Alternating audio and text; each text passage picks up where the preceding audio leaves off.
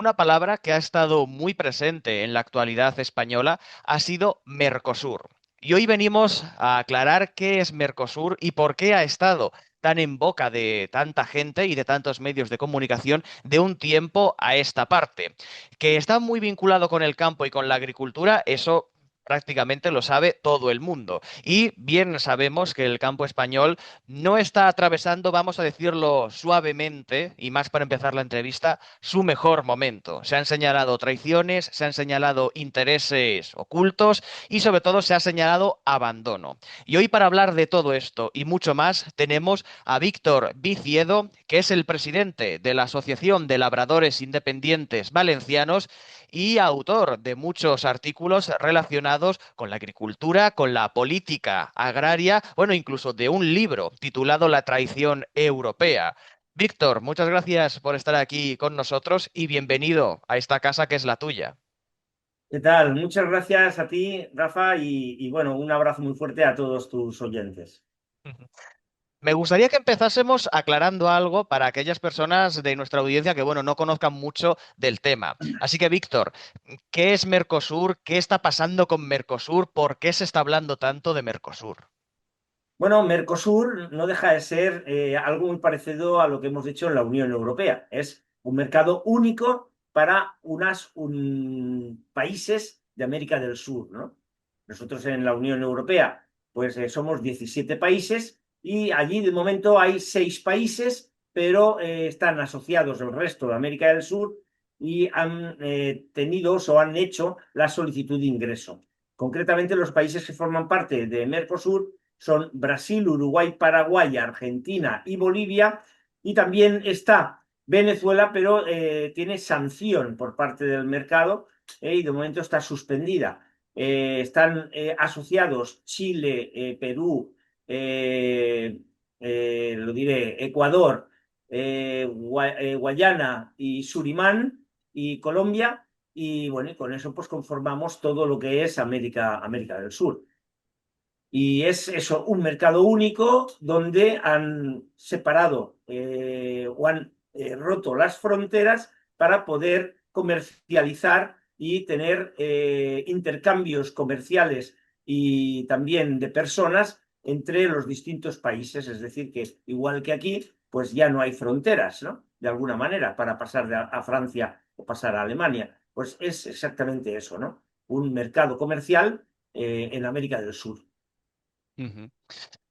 Cuando se piden opiniones sobre el acuerdo que se ha firmado entre la Unión Europea y Mercosur, que es por lo que estamos haciendo este programa, por lo que Mercosur ha estado tan en boca de los medios de comunicación de un tiempo a esta parte, etcétera, muchas veces lo que se ha escuchado o lo que se ha leído es que ese acuerdo abre una oportunidad única, porque gracias a él nuestros productos agrícolas pues se abrirán a un gran mercado como es el de Sudamérica y además con ahorro arancelario debido a ese acuerdo.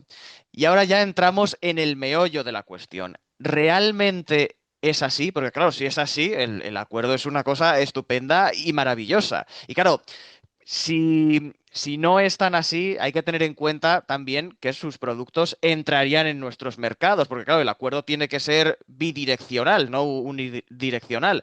Por lo tanto, primera pregunta, ¿realmente es tan bonito como lo han pintado? Y segunda, ¿compensaría económicamente a nuestros campos que ese acuerdo saliese adelante?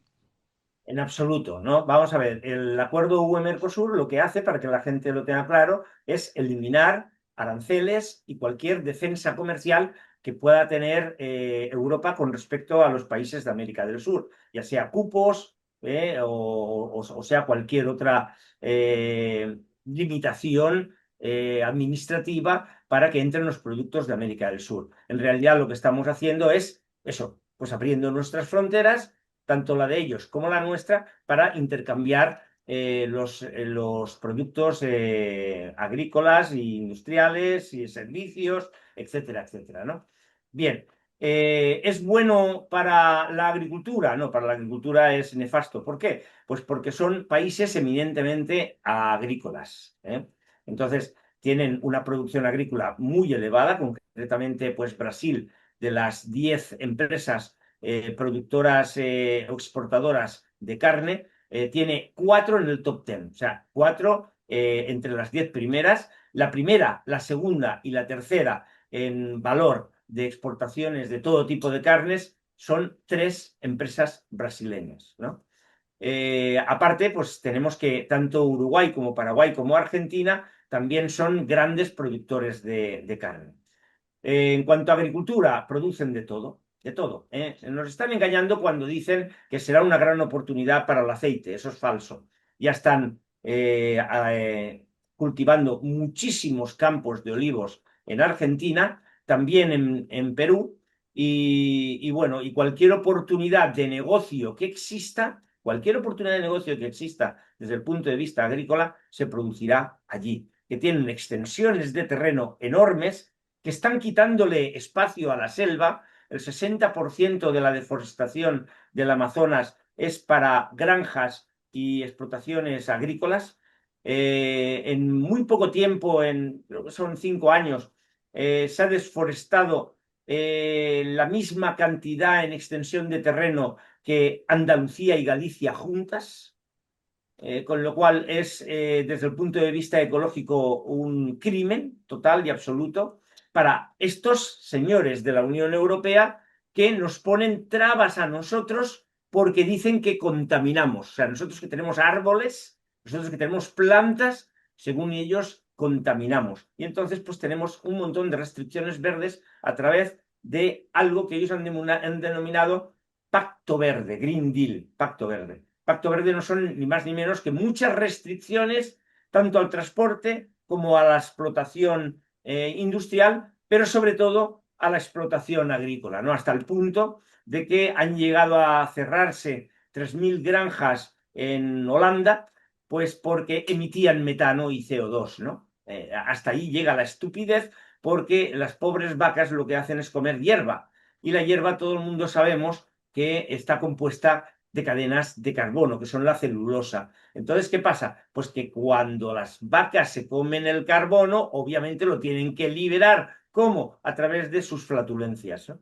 Bueno, pues eso para ellos es contaminar. Aparte, pues te dicen que la carne contamina y te dicen memeces parecidas, cuando resulta que está abogando la Unión Europea por el libre comercio internacional y nos vienen barcos contaminando todo el océano, que es contaminación global. Y para tener un dato así, los 15 barcos mercantes más grandes del mundo contaminan tanto como 760 millones de vehículos.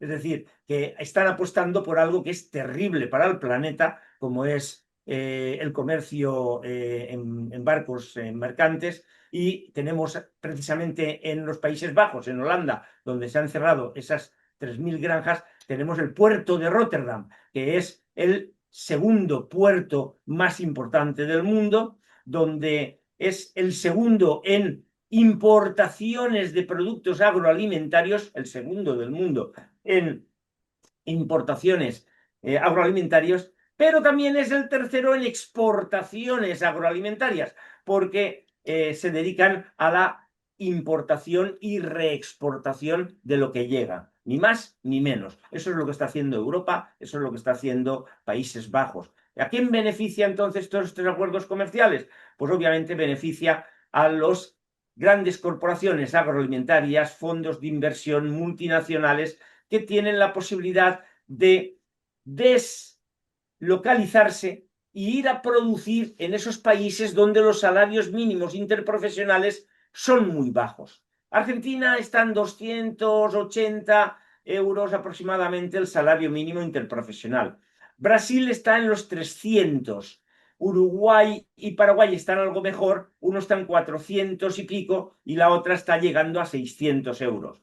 Nosotros estamos en 1.200, 1.125 euros el salario mínimo interprofesional español. El europeo está bastante más alto, ¿no? Entonces, obviamente, países que tienen 3 o 4 veces por debajo el salario mínimo interprofesional, pues son un chollo para estas corporaciones agroalimentarias si quieren producir en bajos costes. Obviamente eso nos crea una competencia desleal. Hay que tener muy clara la diferencia entre el libre mercado y libre comercio. Concretamente, el libre mercado tiene fronteras y, por lo tanto, España es un libre mercado y Europa es otro libre mercado. Dentro de esas fronteras se tiene la misma moneda, las mismas leyes, misma legislación, mismos salarios aproximadamente, mismos impuestos aproximadamente. Es decir, que todos jugamos con las mismas cartas de la baraja. En cambio, con el libre comercio internacional, que es lo que se hace con estos acuerdos comerciales, al quitar esas fronteras, no estamos haciendo una convergencia económica, no estamos poniendo la misma moneda en un sitio que en otro, no estamos legislando con las mismas leyes, ni estamos teniendo los mismos salarios. Y por lo tanto hay una descompensación brutal y por eso existe esa competencia desleal. ¿Alguien piensa de verdad que nosotros vamos a exportar nada a América? Ahora mismo la balanza comercial entre América y España ya es 10 veces más alta en favor de los países americanos. Y en cuanto abramos fronteras, en cuanto quitemos los aranceles, no vamos a exportar absolutamente nada. Nos lo van a exportar ellos todo y se va a multiplicar por lo que sea. Es la puntilla al sector primario español, porque hasta ahora había acuerdos comerciales con países. Ya nos hacían mucho daño, pero esto es la competencia desleal de todo un continente que es 4 veces la superficie de la Unión Europea. Eminentemente agrario, como hemos dicho antes, y con salarios mínimos interprofesionales muy bajos. Y la economía siempre se mueve desde el que no tiene hacia el que tiene, desde el que produce al que no produce. Vale, en eso estamos de acuerdo. Allí producen. Y desde las economías más económicas, donde se produce más barato, hacia donde se produce más caro. Y así funciona la economía, pero en todo, ¿eh? No solamente en agricultura, porque ahora efectivamente decimos, no, pero Europa tiene industria, Alemania tiene industria, produce coches. ¿Dónde creéis vosotros que va a producir los coches la Volkswagen en cuanto entre Mercosur y pueda producir allí? Los va a producir allí. Y todas estas empresas que se van a deslocalizar, vamos a perder puestos de trabajo e impuestos, porque son muy importantes para un país los impuestos. ¿Quién va a pagar los impuestos aquí si vamos a perder empresas y vamos a perder trabajo? Esto es la ruina total para toda Europa. No se abre un gran mercado para los europeos. Eso es falso. Se abre un gran mercado para las grandes multinacionales. Se abre el chollo, el panal de rica miel, para deslocalizarse e ir a producir allí donde los salarios son más bajos. Ya ha ocurrido esto con países como Egipto, Marruecos, no sé si lo he dicho ya, Egipto, Marruecos, Sudáfrica y Turquía, Vietnam, Myanmar, ya está pasando con muchos países, pues, y ahora también con la India, que han firmado también un acuerdo comercial con la India. Luego, en realidad, lo único que estamos haciendo es arruinando Europa, arruinando al ciudadano europeo, porque efectivamente aquí lo que es la renta per cápita puede hasta subir, pero va a subir en beneficio de estas grandes corporaciones, nunca en favor del ciudadano. Fíjate, mientras te estaba escuchando, Víctor, no he podido evitar que se me pase por la cabeza la idea de que en Europa pretenden que comamos carne de laboratorio, literalmente. Sin embargo, no hay ningún problema porque barcos mucho más contaminantes que el vecino de cualquier ciudad europea que ya no puede entrar al centro de su ciudad, traigan kilos y kilos y kilos de carne traídas de otro continente. Esto es lo de siempre. Parece que solo contamina lo que se hace en Europa. Una vez se sale de Europa ya no contamina, parece absolutamente nada, porque es todo mucho más laxo Y y son Rafa, mucho más permisivos con ello. claro, efectivamente, Rafa, en los acuerdos comerciales, lo que no está escrito en un acuerdo comercial no lo puedes imponer. Y ahora mismo en el acuerdo comercial no está escrito que tengan que producirse con los mismos estándares que producimos en la Unión Europea. Entre otras cosas porque la Organización Mundial del Comercio no lo iba a permitir. Tú no puedes imponer a un país caprichos tuyos, porque sobre todo son caprichos, cuando hablamos de prohibición de fitosanitarios. ¿Por qué se prohíben fitosanitarios? ¿Porque son venenosos? No, se prohíben porque sí. Cuando digo porque sí, hablo con conocimiento de causa, ya que todos los fitosanitarios que nos han prohibido a nosotros tenían su registro, habían pasado su examen de la EFSA, la European Food Safety Authority, y no eran peligrosos a dosis de empleo ni para la salud de las personas, ni para el medio ambiente, ni para la biodiversidad, ni absolutamente para nada. Pero en la estrategia de la granja a la mesa, como lo químico suena mal, porque suena mal, nadie queremos residuos químicos en nuestra fruta ni en nuestra verdura, como suena mal, pues lo que han hecho es prohibir el 50% de los fitosanitarios que teníamos. Fitosanitarios que son necesarios para combatir las plagas. Y concretamente en España estamos ya en el 65% de fitosanitarios prohibidos. Ya no sabemos cómo combatir las plagas, ya no sabemos cómo hacerlo. Vamos a morir por ahí, porque no las controlamos ya. Antes, con una fumigada general en primavera era suficiente, y hoy hacemos varias a lo largo del verano e incluso alguna en invierno, porque no somos capaces de controlar las plagas.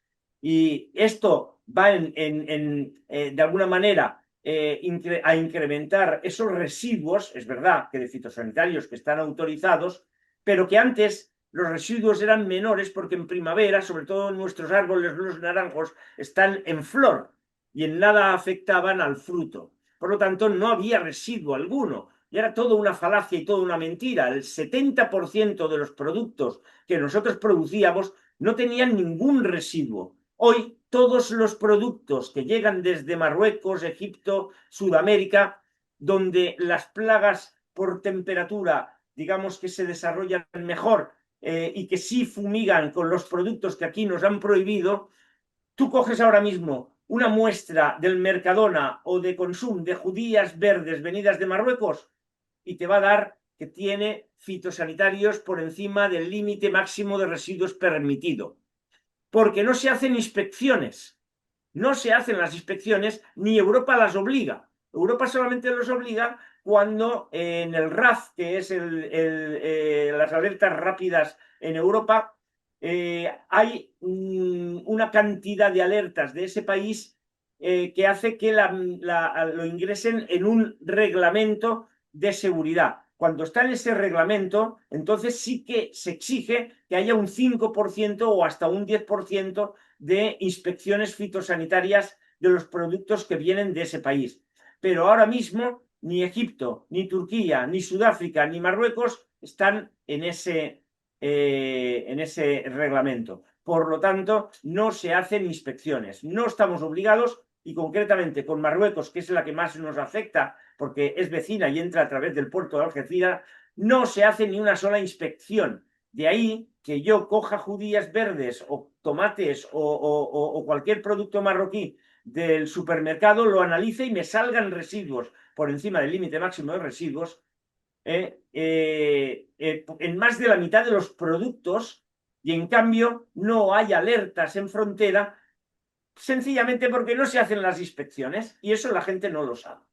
Pero nosotros vamos a hacer muchas denuncias de este tipo para que la gente sea consciente de lo que le está pasando.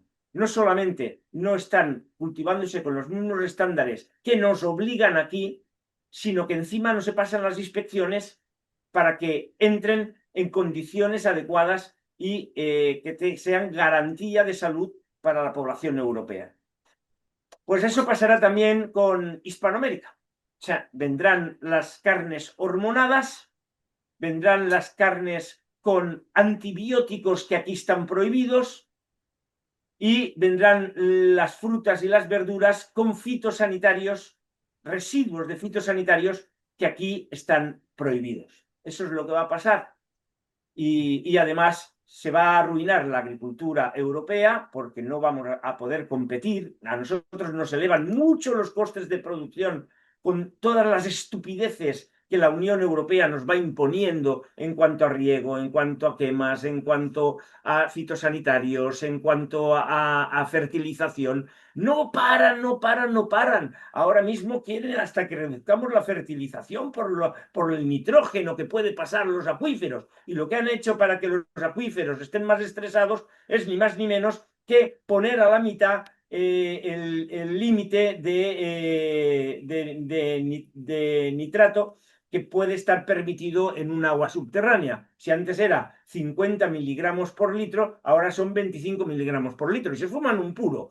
Aparte de que el fitosanitario, por ejemplo, está en 0,1 microgramos por litro. Microgramos. Eso es una cosa indetectable. O sea, yo tiro una colilla, un pantano que tiene un hectómetro cúbico y salen más restos de cocaína que pueden haber de fitosanitarios en las aguas con ese 0,1 microgramos por litro. ¿Sabéis lo que es un microgramo?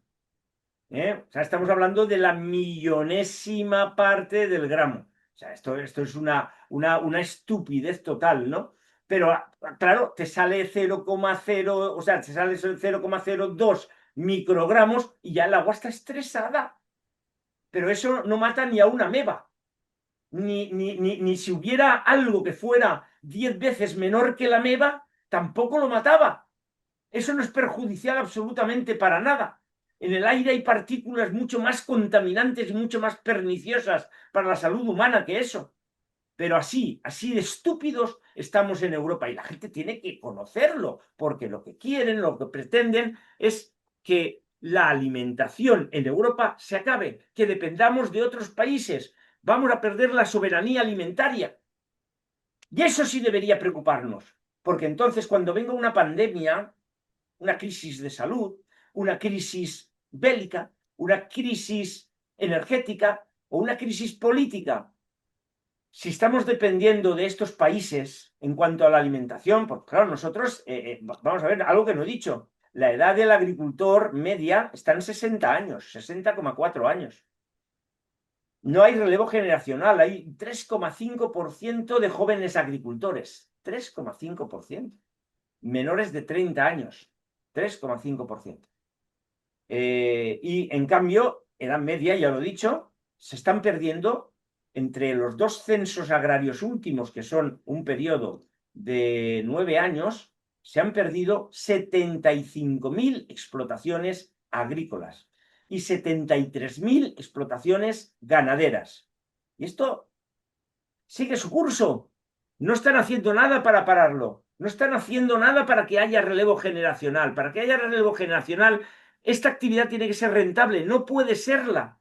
Entre dos cánceres. Uno, todas las políticas verdes absurdas que nos llegan desde Bruselas a través del Green Deal. Y otro, los acuerdos comerciales indecentes que está firmando la Unión Europea con países que tienen salarios mínimos interprofesionales muy bajos.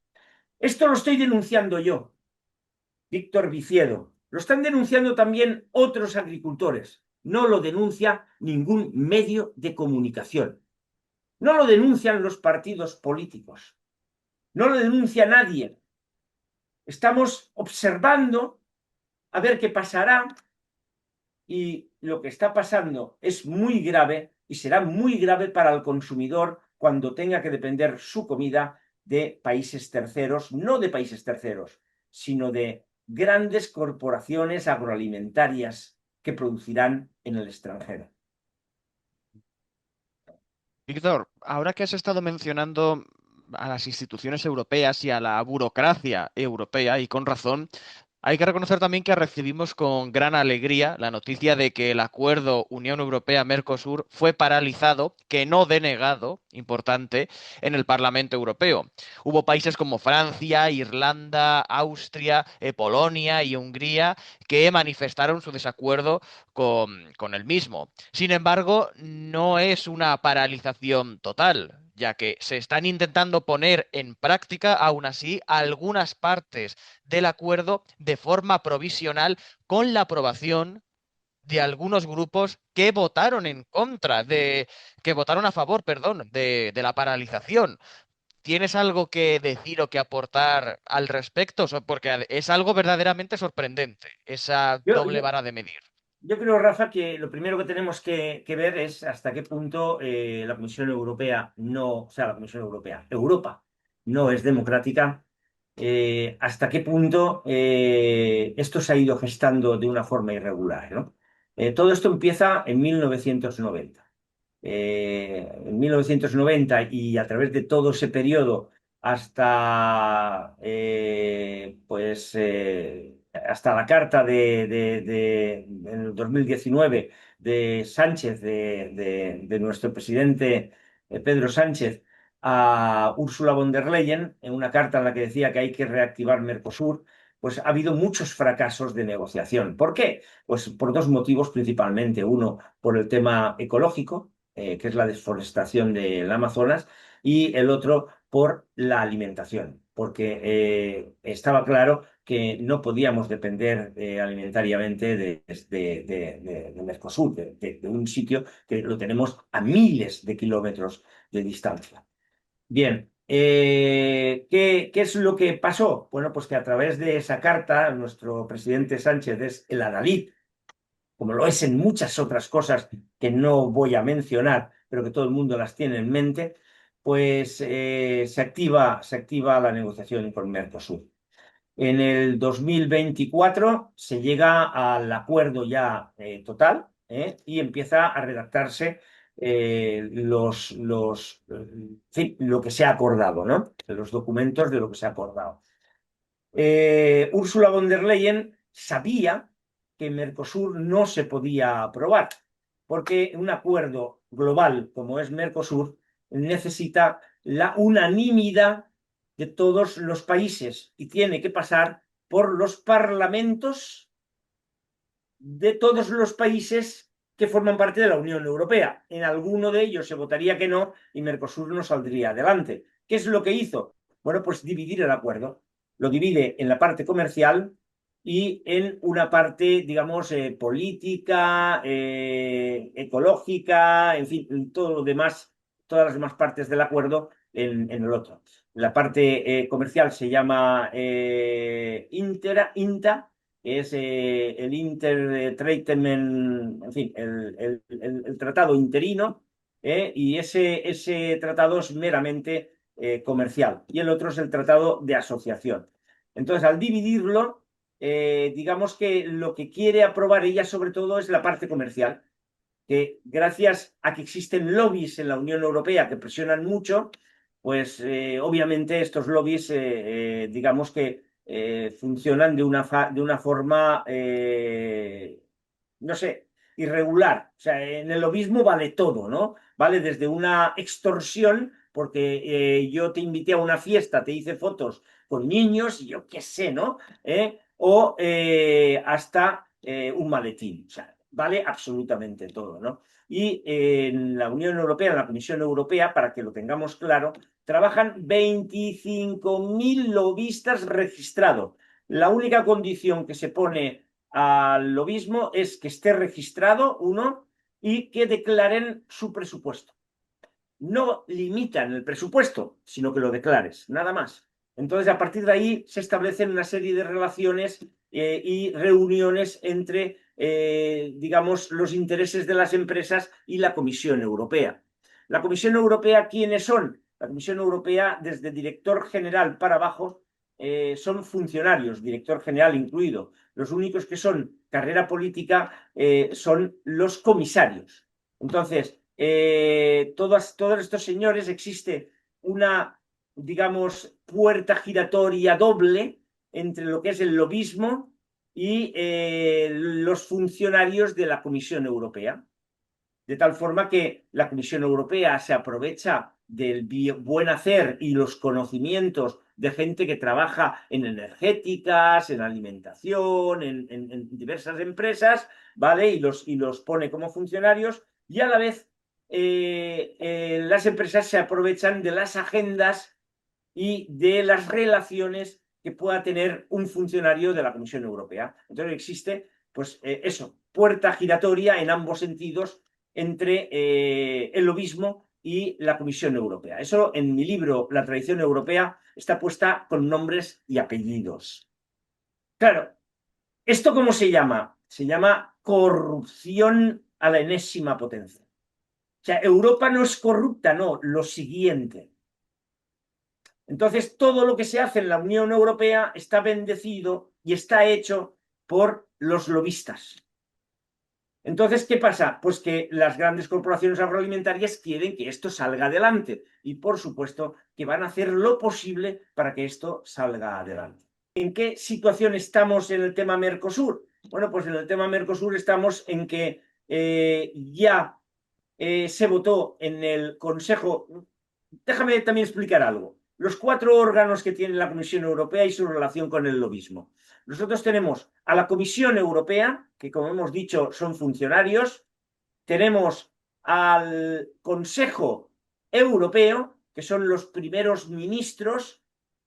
Pedro Sánchez estaría en la Comisión Europea, que son los que marcan las estrategias a seguir, las líneas estratégicas a seguir por la Comisión Europea. La Comisión Europea es la que va a redactar las leyes y las que va a redactar estos tratados, y luego tiene que ser ratificado por los países, que sería la Comisión, o sea, el Consejo de la UE, y por último, los europarlamentarios, que son los que verdaderamente nosotros votamos.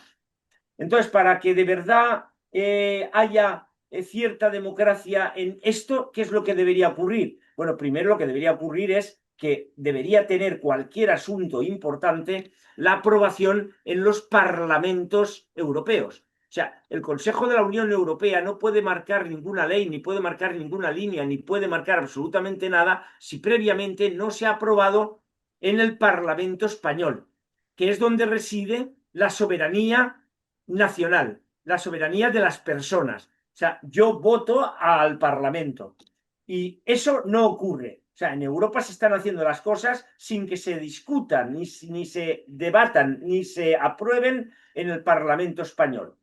Primer fallo democrático. Bien, y cualquier cosa que haga la Comisión Europea debe ratificarse, por un lado, en el Consejo de la Unión Europea, que son los países, y eso debería pasar al Parlamento Nacional, debería ser el Parlamento Nacional el que lo ratificara, y por otro lado, lo tiene que ratificar también la Unión Europea. ¿En qué estadio está ahora mismo Mercosur? Bueno, pues Mercosur fue aprobado por el Consejo de la Unión Europea para que Ursula von der Leyen fuera a Montevideo, concretamente, todo esto ha pasado en enero, fuera a Montevideo y allí estampara su firma, digamos, como acto político, porque en realidad lo que es el acuerdo ya estaba firmado.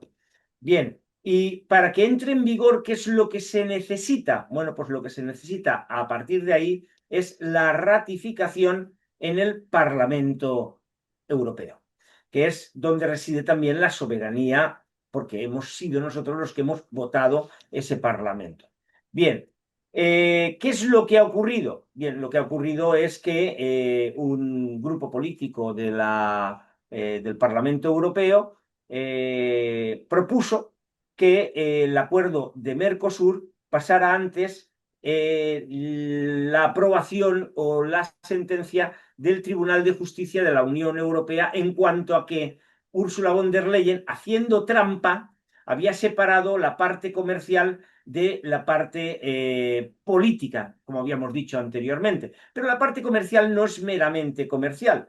La parte comercial afecta muchísimo al medio ambiente, afecta mucho a las economías y por lo tanto no podemos decir que no, que es solamente una parte comercial. ¿En qué se basa Ursula von der Leyen para querer aprobar o poner en marcha temporalmente el acuerdo de Mercosur sin que sea ratificado por el Europarlamento y sin que esperar a la sentencia del Tribunal de Justicia de la Unión Europea? Bueno, pues esta señora quiere volver a hacer trampa. Ya la hizo separando el acuerdo comercial y ahora lo que se basa es en el acuerdo comercial que hubo con Singapur, un país menor, donde efectivamente con un acuerdo comercial no hizo falta el pasarlo por los parlamentos nacionales ni pasarlo por el Parlamento Europeo antes de ponerlo en marcha. Y entonces, basándose en eso, pretende colar Mercosur, que es un macroacuerdo que tiene muchísimas más aristas que lo que pudiera tener Singapur. Y se basa en un artículo, no sé cuál, del acuerdo fundacional de la Unión Europea, cuyo espíritu no era ese. El espíritu no es saltarse la voluntad democrática del Parlamento, en absoluto. Entonces, por esta mujer pretende ponerlo temporalmente y ir a hechos consumados. Ir a hechos consumados es tremendamente complicado, porque claro, una vez las empresas empiecen a comercializar el tema del acuerdo, ¿quién lo para? ¿El Europarlamento va a pararlo una vez todo esto ya esté en marcha? ¿El Tribunal de Justicia lo va a parar? El Tribunal de Justicia, todo esto, Ursula von der Leyen ya se lo ha saltado a la torera con el Acuerdo de Marruecos. El Acuerdo de Marruecos fue sentenciado por el Tribunal de Justicia de la Unión Europea porque entraban tomates y verdura del Sáhara Occidental, que no es de Marruecos, ni está reconocido por ningún organismo internacional que el Sáhara Occidental sea de Marruecos y por lo tanto no puede entrar productos del Sáhara Occidental dentro del Acuerdo de Marruecos.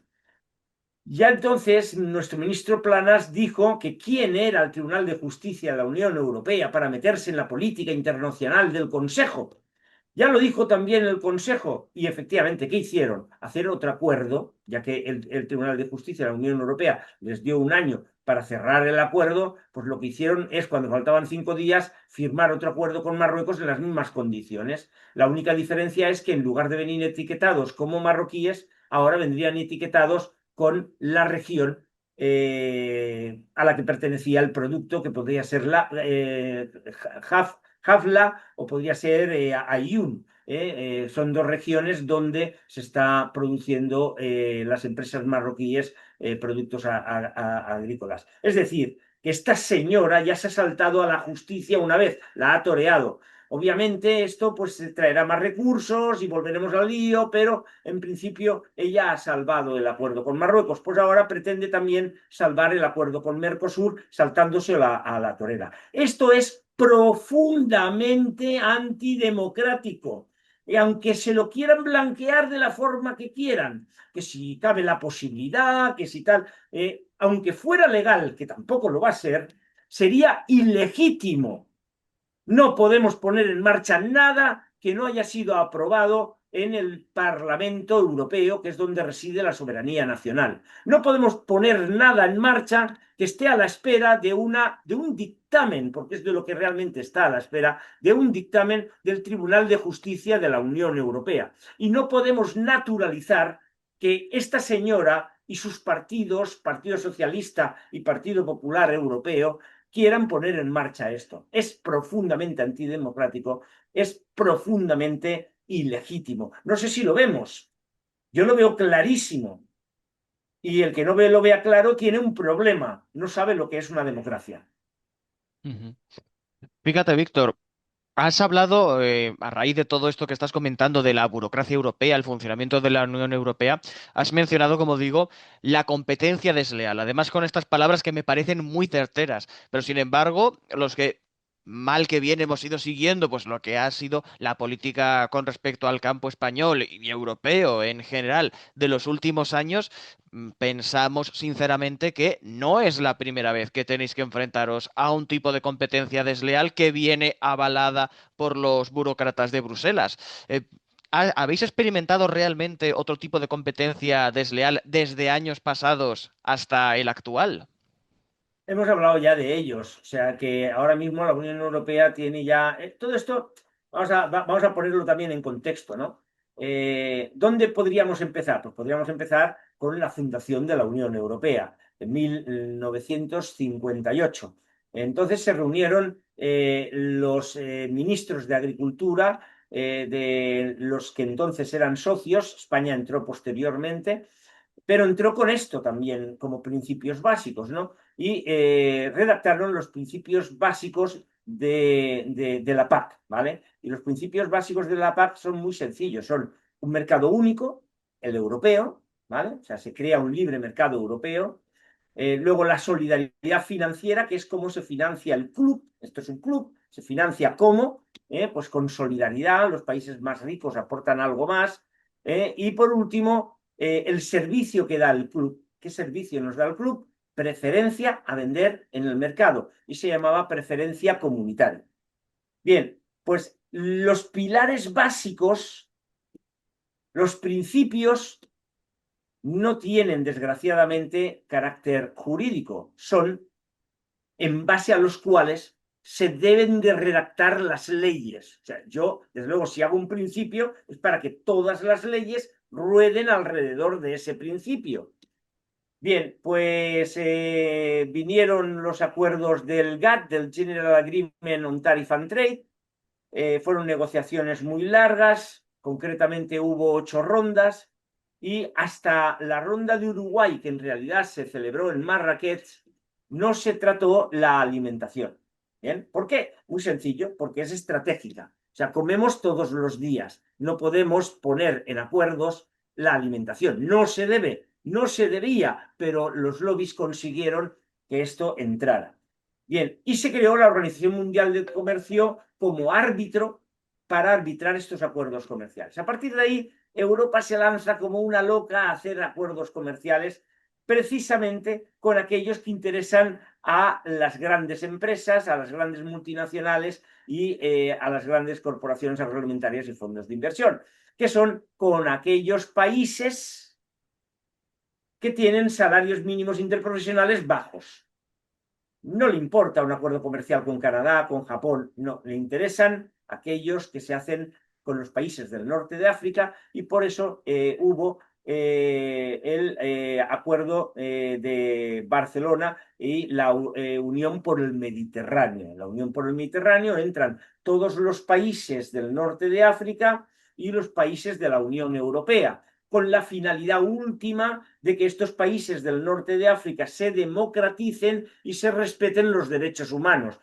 Creo que no hemos visto eso en absoluto, ¿no? Pero con eso se les promete crear una serie de acuerdos de libre comercio para eliminar las fronteras y que ellos puedan comercializar con Europa, a la vez que se conceden ayudas muy cuantiosas, enormes ayudas a estos países del norte de África, y el país más favorecido es Marruecos, que si mesures d'acompanyament, que si políticas de vecindad, que si el plan verde marroquí. En total se le ha concedido aproximadamente unos 15.000 millones de euros desde entonces ahora para el desarrollo de la agricultura, es decir, para que nos haga competencia desleal a nosotros, capital europeo. O sea, de narices, ¿no? Lo mismo ha pasado con Egipto. O sea, allí el plan no se llama plan verde, sino se llama plan Tosca. ¿Y en qué consiste? Pues desde la presa de Nasser en el Nilo hay una serie de conductos, de acequias, de infraestructuras hídricas que llevan el agua al desierto del Alamein. Repito, desierto del Alamein. Y han hecho allí un vergel de 700.000 hectáreas que han convertido en regadío gracias al capital europeo y que además se las han quedado 23 empresas multinacionales. Ya os podéis imaginar qué fincas son aquellas para cultivar cítricos, olivos, amén de que en el Sinaí empresas españolas están cultivando y haciendo invernaderos con la tecnología de Almería. Todo eso, capital europeo, ayuda europea y obviamente para crearnos esa competencia desleal a los agricultores españoles. Y entonces yo me pregunto, ¿dónde está la preferencia comunitaria?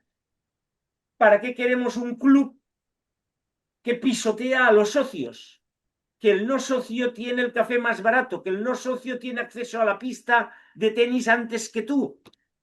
¿Para qué queremos esa Europa? Hemos perdido la preferencia.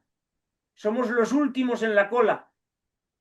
Y esas empresas son las que hoy nos están trayendo los cítricos, por ejemplo, en mi caso, que soy citricultor, desde Egipto, desde Marruecos y desde Sudáfrica. Y nos crean esa competencia y poco a poco nos van arruinando. Pues ese es el principio, ¿no? Y con eso, pues se van firmando estos acuerdos comerciales indecentes, favoreciendo siempre, debido al lobismo, a, a estos grandes poderes económicos. Y son ilegítimos, ilegítimos, porque el problema que existe es que la Unión Europea nunca ha hecho una ley de preferencia comunitaria. Debería hacerla y no la ha hecho. La tiene como principio básico. No está derogado. Los principios no se derogan. Siguen en vigor los tres principios, pero se han cargado el libre mercado, porque el libre comercio se carga al libre mercado.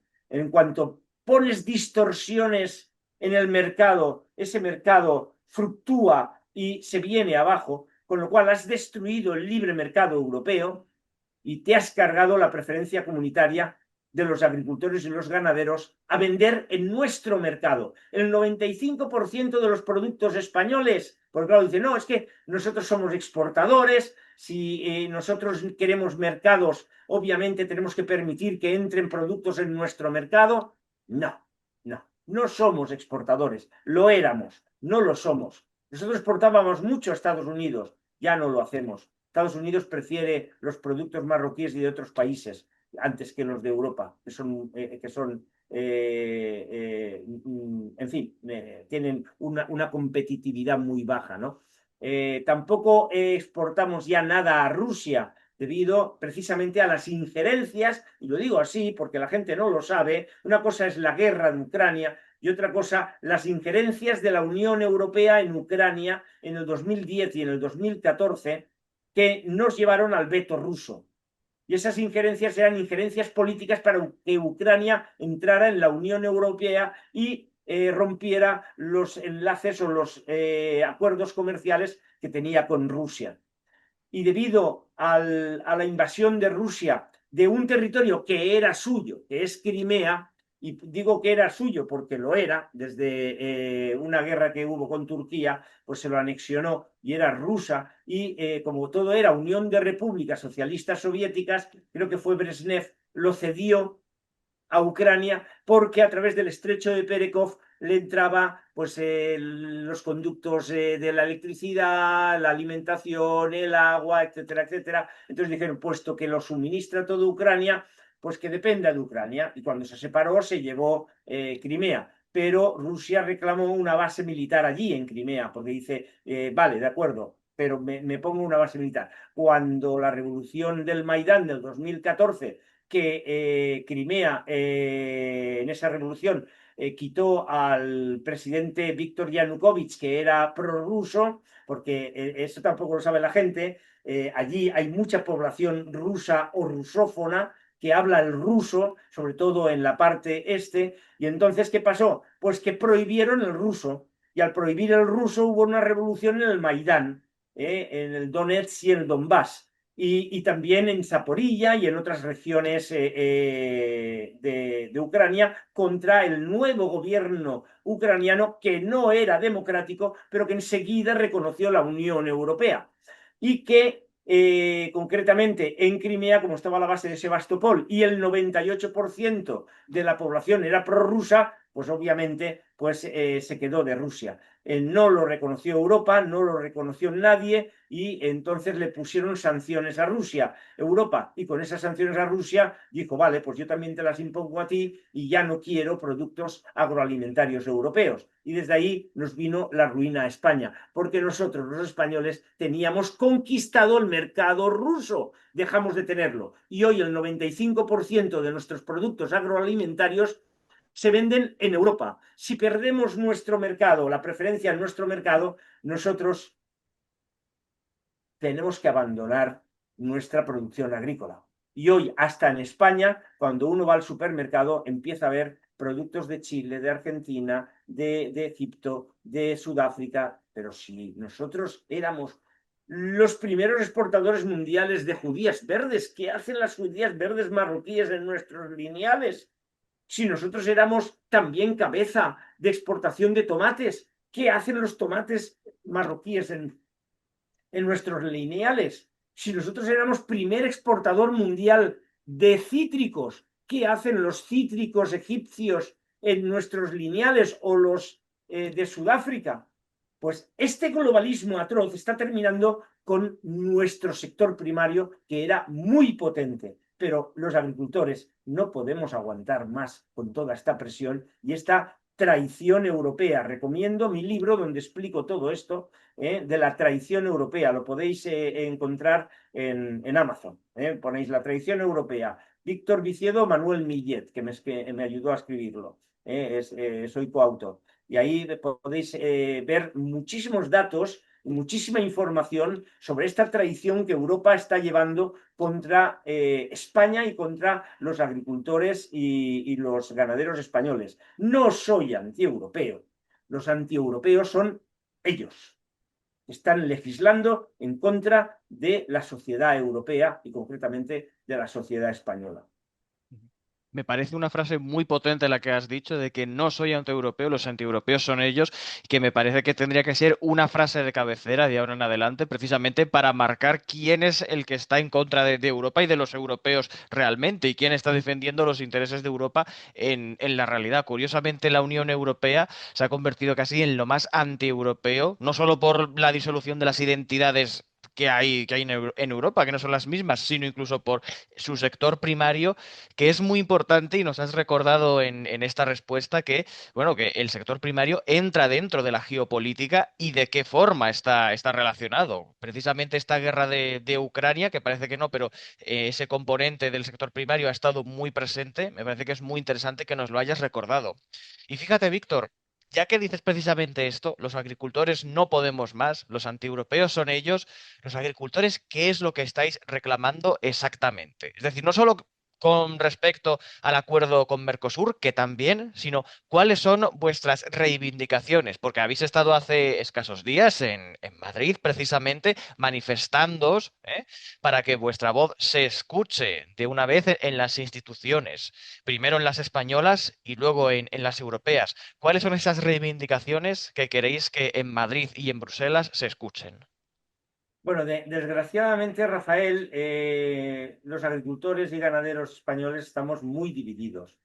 Y yo pienso que no somos conscientes de todo lo que yo estoy hablando. Ojalá lo que yo digo alcanzara a todo el mundo, porque creo que es convincente. Creo que no hay lagunas en mi discurso, ¿no?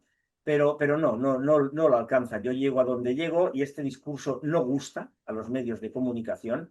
En cuanto llegas a un medio de comunicación y hablas por primera vez, ya no te vuelve a llamar. No le interesa que hables en contra del acuerdo comercial. En lo que es el proteccionismo, tiene, digamos, muy, muy mala prensa, cuando en realidad yo no reclamo un proteccionismo, digamos, de libro, ¿no? Y yo lo que reclamo es que los acuerdos comerciales se hagan con países que te abran mercado, no con países que te invadan en tu mercado, ¿no? Y en este caso Europa no está abriéndonos mercado en absoluto. Nos abriría mercado un acuerdo con Rusia, con China, con Estados Unidos. Esos acuerdos no se dan. ¿eh? Y bueno, y se hacen los otros, los que nos invaden nuestro mercado, ¿no? Y por supuesto que debería de hacerse un análisis de impacto en cada acuerdo comercial que se fuera a firmar. Y entonces con ese análisis de impacto tú sabrías qué puedes comercializar y qué no. ¿Vale? Esto es como los hombres primitivos, ¿no? Yo tengo patatas, tú tienes cebollas, hacemos un acuerdo para intercambiar patatas y cebollas. Pero como los dos tenemos ajos, los ajos no entran en el acuerdo. Bien, pues así de sencillo es un acuerdo comercial. No, tienen que hacerlo global. Tienen que hacerlo global y así es como benefician a estas corporaciones agroalimentarias, ¿no? Bien, pues entonces los agricultores estamos muy divididos y aquí tenemos a las organizaciones agrarias que no piden ningún cambio legislativo, no piden la derogación de acuerdos comerciales y por eso hemos nacido asociaciones independientes.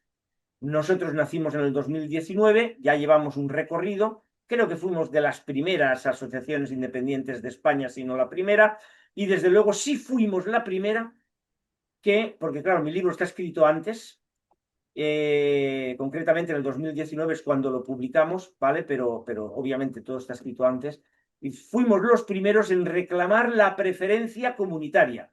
Hoy hay partidos políticos que ya hablan de ella, lo cual pues me alegra mucho, porque si no lo llevan los partidos políticos, nunca tendremos preferencia comunitaria.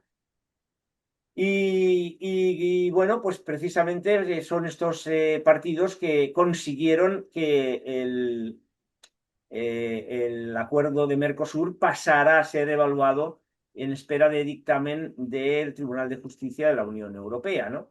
Bien, pues algo estamos avanzando, ¿eh? Estamos viendo Trump, que es profundamente proteccionista. Yo, la verdad, hay muchas cosas que no entiendo, porque claro, tú vas a poner aranceles a lo que tienes que proteger. Proteccionismo es protegerte tú, ¿vale? Pero no entiendo que productos que tú no tienes también les pongas aranceles. Eso no tiene ningún sentido, ¿vale? Entonces, por eso decía yo que los acuerdos comerciales tienen que ser para intercambiar productos que se hacen aquí o se hacen aquí, pero no para poner aquellos que se hacen en los dos sitios, ¿no? Bien, pues tiene que ser una mezcla de proteccionismo y globalismo, pero no podemos ser globalistas totales.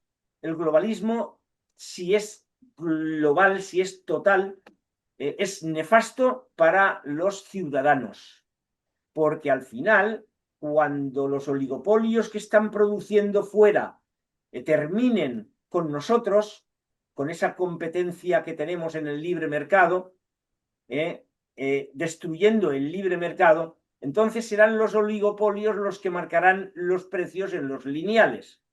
Comerás productos que están recogidos un mes antes, no tienen las propiedades organolépticas que se deben. Encima, esa legislación que te protege tu salud no estará y no sabrás qué estás comiendo. Y ya lo hemos dicho antes, nuestro paisaje terminará hecho un cisco y no tendrás la seguridad alimentaria que debes tener. Habremos perdido la soberanía alimentaria debido precisamente a todo esto. Nosotros, los agricultores independientes, al menos los que dependen de mí, lo que pedimos es derogación de todas las leyes que deriven del Green Deal, del Pacto Verde Europeo. El Pacto Verde completo hay que derogarlo, porque solamente son cortapisas a poder producir y nos elevan nuestros costes de producción y nos hacen menos competitivos a la vez que elevan el precio de los productos en la cesta de la compra.